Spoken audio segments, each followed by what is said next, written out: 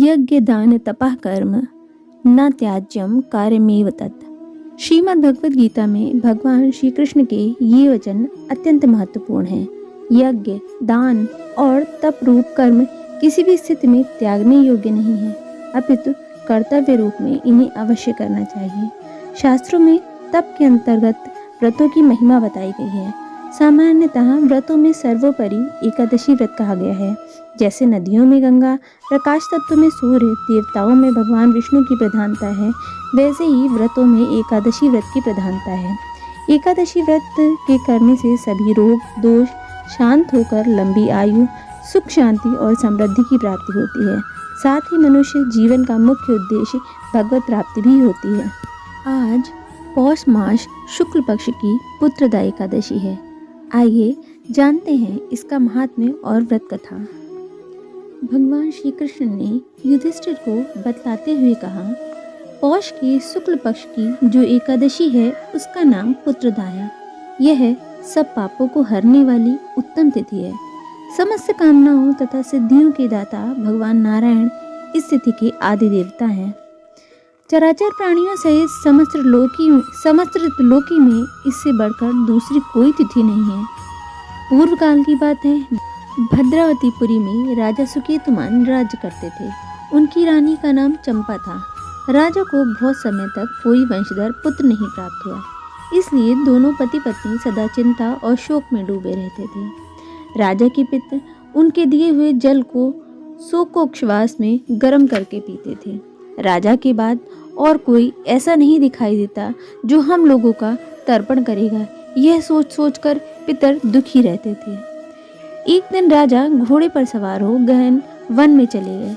पुरोहित आदि किसी को भी इस बात का पता न था। मृग और पक्षियों से सेवित उस सघन कानन में राजा भ्रमण करने लगे। इस प्रकार घूम घूम कर राजा वन की शोभा देख रहे थे। इतने में दोपहर हो गई। किसी पुण्य के प्रभाव से उन्हें एक उत्तम सरोवर दिखाई दिया, जिसके समीप मुनियों के बहुत से आश्रम थे।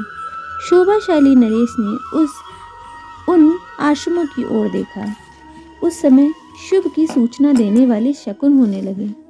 राजा का दाहिना नेत्र और दाहिना हाथ फड़कने लगा।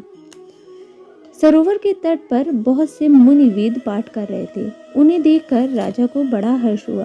वे घोड़े से उतरकर मुनियों के सामने खड़े हो गए और पृथक पृथक उन सबकी वंदना करने लगे।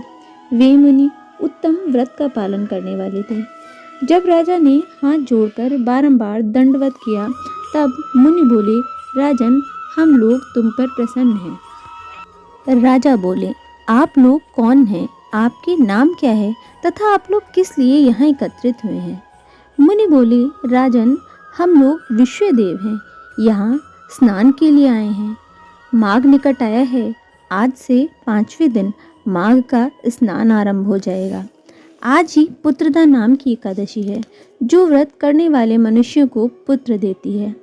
राजा ने कहा, विश्वदेवगण, यदि आप लोग प्रसन्न हैं तो मुझे पुत्र दीजिए। मुनि बोले, राजन, आज के ही दिन पुत्रदा नाम की एकादशी है। इसका व्रत बहुत विख्यात है। तुम आज इस उत्तम व्रत का पालन करो। महाराज, भगवान केशव के प्रसाद से तुम्हें अवश्य पुत्र प्राप्त होगा। इस प्रकार उन मुनियों के कहने से राजा ने उत्तम व्रत का पालन किया। महर्षियों के उपदेश के अनुसार विधि पूर्वक पुत्रदा एकादशी का अनुष्ठान किया। फिर द्वादशी को पारण करके मुनियों के चरणों में बारंबार मस्तक झुकाकर राजा अपने घर आए। तदंतर रानी ने गर्भ धारण किया। प्रसव काल आने पर पुण्यकर्मा राजा को तेजस्वी पुत्र प्राप्त हुआ, जिसने अपने गुणों से पिता को संतुष्ट कर दिया। वह प्रजाओं का पालक हुआ। इसलिए राजन, पुत्रदा का उत्तम व्रत अवश्य करना चाहिए। जो मनुष्य एकाग्र चित्त होकर पुत्रदा एकादशी का व्रत करते हैं, वे इस लोक में पुत्र पाकर मृत्यु के पश्चात स्वर्गगामी होते हैं। इस महात्म्य को पढ़ने और सुनने से अग्निष्टोम यज्ञ का फल मिलता है। जो मनुष्य एकादशी का उपवास करता है, वह वैकुंठ धाम में, जहाँ साक्षात भगवान गरुड़ ध्वज विराजमान है, जाता है। जो मानव हर समय एकादशी के महात्म्य का पाठ करता है, उसे सहस्त्र गोदानों के पुण्य का फल प्राप्त होता है।